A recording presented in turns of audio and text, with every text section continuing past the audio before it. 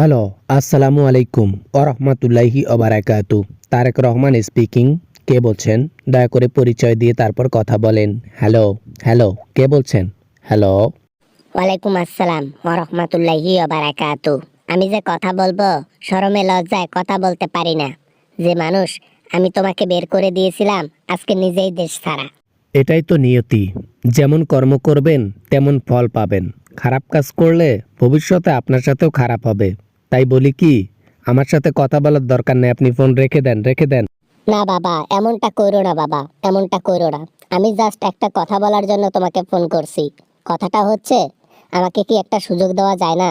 আমি নির্বাচনে অংশগ্রহণ করতে চাই। চাইলেই তো আর সম্ভব না। এটা তো আর এই আম পাতা না যে আপনাকে গাছ থেকে পেড়ে দেব, তাই না? যদি আপনি নির্বাচন করতে চান তাহলে দেশে আসেন। আপনি বিদেশে কি করতেছেন? আসেন দেশে। না না না, দেশে যাব না।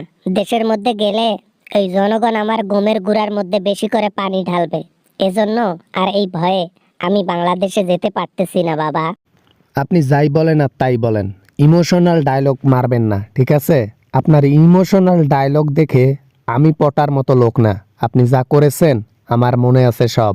আমি তো আর ইচ্ছা করে করি নাই। নিজের পাওয়ার, নিজের সবকিছু টিকিয়ে রাখার জন্য এসব করছি। আর অনেক চেষ্টা করেছি নিজের পাওয়ার আটকানোর, কিন্তু সেটা আমার দ্বারা সম্ভব হয়নি। সব কিছু মেনে নিলেও একটা জিনিস মেনে নিতে পারবে না দেশবাসী এবং আমরা, গণহত্যা।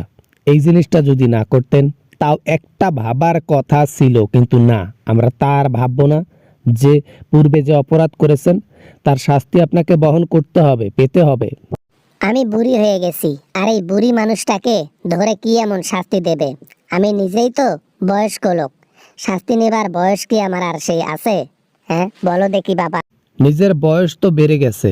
যদি এইটা ভেবে ভালো কাজ করতেন তাহলে এদিন আর দেখতে হইতো না। যাই হোক, আপনার সাথে অনেক বকবক করলাম, আর কথা বলতে পারতেছি না। গুড বাই, রাখেন। না বাবা না, প্লিজ দয়া করো আমার উপর, দয়া করো। একমাত্র বিএনপি ছাড়া আমাদেরকে উদ্ধার করতে কেউই পারবে না। বিএনপি যদি একমাত্র সাপোর্ট করে, আওয়ামী লীগ আবার ফিরতে পারবে। ওইটা বসে বসে স্বপ্নই দেখেন, ওটা আর কখনো পূরণ হবে না আপনার, ঠিক আছে? আপনারা যা করেছেন বিএনপির সাথে, আমার মায়ের সাথে, আমাদের নেতাগিতার সাথে, আমরা কখনো ভুলি নাই, ভুলবো না। কি হবে এখন আমার? দিল্লিতে আমি আর কতদিন থাকবো? এখানেও জেলের মতন হয়ে গেছি বন্দি। আর ভালো লাগে না আমার এখানে। যে পাপ আপনি করে গেছেন এই পাপের প্রায়শ্চিত্ত করতে হবে। দুনিয়ার মধ্যে শান্তি পাবেনই না, আবার আখেরাতে গেলে ওখানে জাহান্নামে যেতে হবে। আপনার এই কথাগুলো মনে রাখবেন।